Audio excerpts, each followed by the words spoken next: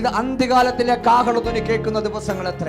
അന്ത്യകാഹളത്തിന്റെ ധ്വനി ജ്വലിക്കുമ്പോൾ ഉള്ള പ്രത്യേകത എന്തെന്ന് ചോദിച്ചാൽ, സിംസോന് മേൽ വ്യാപരിച്ചിരുന്ന ദൈവത്തിന്റെ ശക്തി വ്യാപരിക്കുന്ന ദിവസങ്ങൾ എത്ര. സിംസോന്റെ മേൽ വ്യാപരിച്ച ദൈവശക്തി എന്ന് പറഞ്ഞാൽ, ജന്മനാ തന്നെ ദൈവദൂതൻ മുഖാന്തരം മനോഷയുടെ വൈഫിന് ഹല്ലേലൂയ കൊടുത്ത ഒരു വാഗ്ദത്തമാണത്.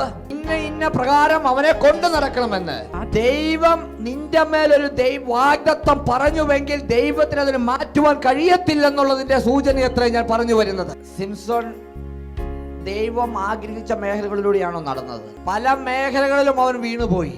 എന്നാൽ ആ മേഖലകളിലെല്ലാം അവൻ ഒന്ന് മടങ്ങി വന്ന് ദൈവസന്നിധിയിൽ താഴ്ത്തിക്കൊടുത്തപ്പോൾ നഷ്ടപ്പെട്ട അവന്റെ ശരീരത്തിന്റെ ശക്തിയെ, അല്ലെങ്കിൽ നഷ്ടപ്പെട്ട ദൈവത്തിന്റെ തേജസ്സിനെ ദൈവം അവനുമേൽ പകരപ്പെടുകയുണ്ടായി എന്ന് നമുക്ക് വചനത്തിൽ കാണുവാൻ കഴിയുന്നു. പല പ്രാവശ്യം സിംസോൻ വഴിതെറ്റ് മാറിപ്പോയിട്ട് അവൻ യഹോവയാം ദൈവത്തിലേക്ക് ഒന്ന് ടേൺ ചെയ്തത് കൊണ്ട്, ടേൺ ചെയ്യുവാൻ തയ്യാറുള്ള ദൈവ പൈതലേ, നിന്റെ ജീവിതത്തിൽ സാധ്യമാകപ്പെടുകയത്രേ. നഷ്ടപ്പെട്ട ദിവ്യ തേജസ്സിനെ അവൻ പകരം തരുകയത്രേ ചെയ്യുന്നത്.